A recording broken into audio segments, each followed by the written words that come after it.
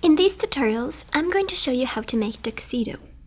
I'll show you how to make one with a tie, and then one with a bow tie and with pleats in the front, as well as how to make a vest that goes beneath the tuxedo jacket.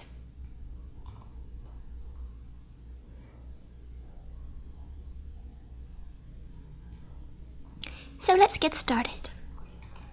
So I've deleted everything except for these two shoulder pads, which are going to add some stiffness so the shoulders don't get lumpy. It will keep it a bit stiff for the jacket and just give it a nicer shape there. And basically they're just shaped like that with some thickness in them, and then I select them and freeze them. Now this is not a very good method to use a pattern piece as a shoulder pad, and I recommend that you model one in your 3D modeling application and then bring it in with your model, because like this, if you wanted to animate him or change his pose, this is not going to work. You can't keep the shoulder pads frozen and they'd either fall off or be left behind. So create your shoulder pads in another program and then model your clothes here. Alright, so let's start by making the shirt.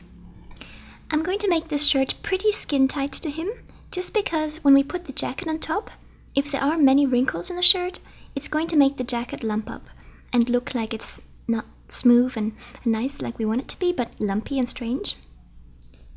So although in real life the shirts do usually have some more wrinkles, I'm going to make it tight, and of course you can just widen it and make it more wrinkly if you want.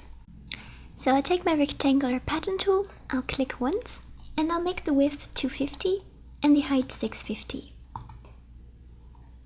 And then I'll take my split line tool and I'll split the line at 80 from the right.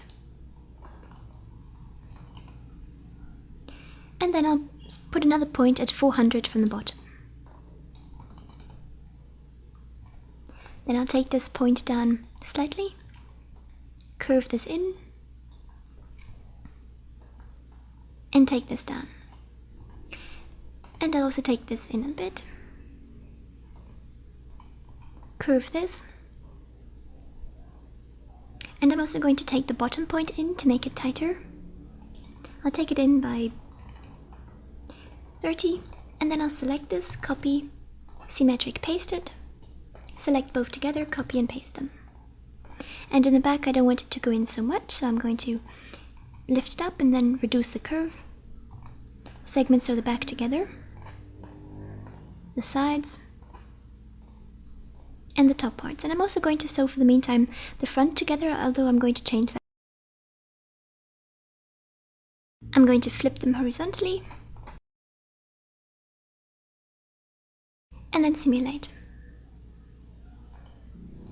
Then I'll select these shirt patterns and apply the shirt fabric, which is a white color with an R cotton cloth preset.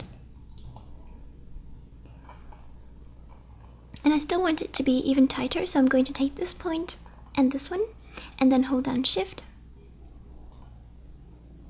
and take them in a bit more. And then here in the back I'm going to curve it a bit more, something like that. Now this part in the shoulders is standing up a bit too much, so I'm going to take this point and draw it down a bit. To get rid of these loose floppy material lump here in the front, I'm going to take this up a touch.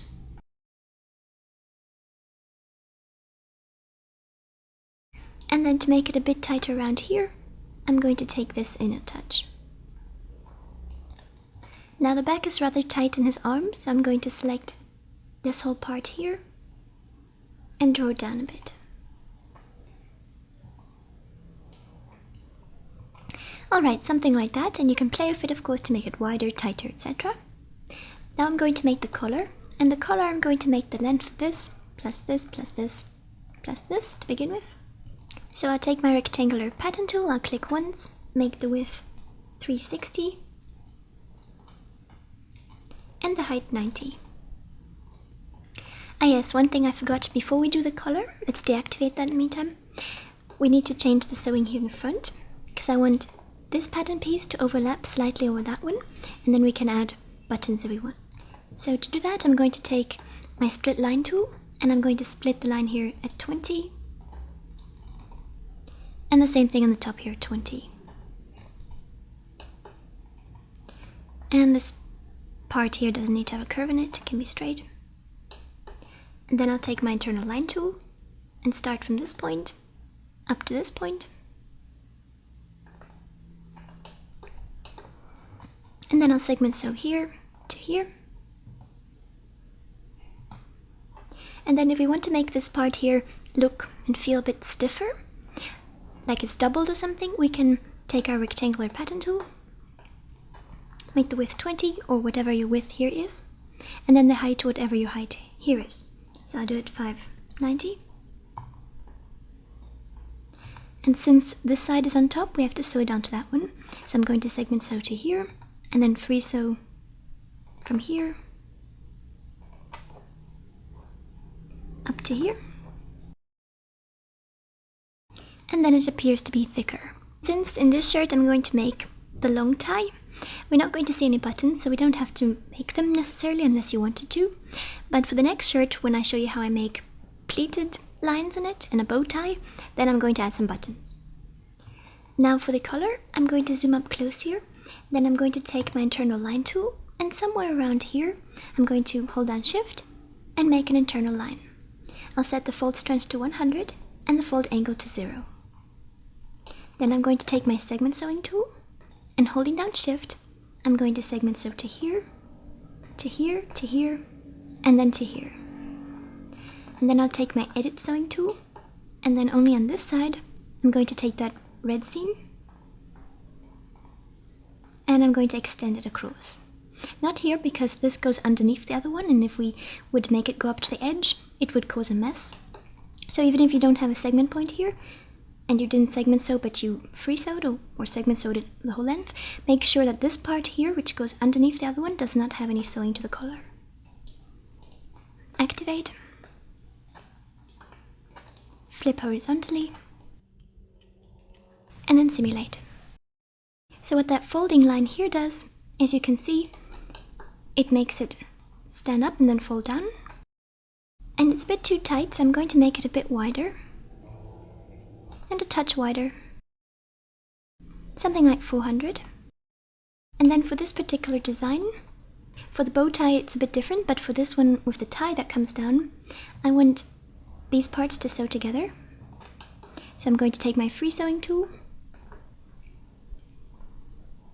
and sew this part here together. Then I'm going to give it some more thickness, reduce the particle distance to 10, and put the shirt color fabric onto it. I'm also going to make sure that this extends to the very end here. Now as you can see, most tuxedos, they have a collar that's sort of pointed, not rounded like ours. So to achieve that, I'm going to take my curve tool, and I'm going to curve it up from the center like this. And there you can see it's already more pointed and less rounded like a shirt collar. Now depending exactly where you put the line, you can get different effects. If we put it up higher, you can see that it's coming down lower, the collar, it's not so high in his neck. And if we moved it down lower, it would make the collar rise up higher.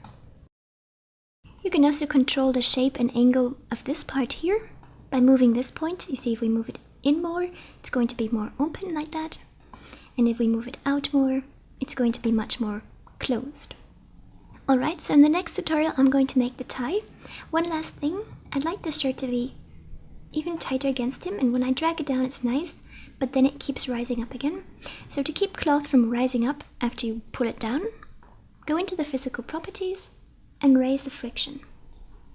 And if you raise it really high, then it sort of clings to the avatar and it doesn't move too much. I think I need to curve this a bit more. Now because I made the collar a bit wider than the shirt, when we look from the side, we can see it's sticking out in the back, and that's not very nice. So first of all, I think it could be a tiny bit tighter in the back, so I'm going to take this line, holding down Shift, I'm going to bring it in, and then I'm going to shrink this a bit. And there it's sitting nicer in his neck. Now in the front, there seems to be a problem. For some reason it keeps shaking and jittering. And the reason for that is that the sewing is almost touching this internal line. And if we move it down just even one tiny little bit, it stops shaking. But then if you come very close, you can see it has a tiny opening there, though it's hard to see, but if it's exactly where the seam is, for some reason, it does that. It didn't do that before, so maybe it won't do that by you. Alright, and now let's move on to the next tutorial where we create the tie.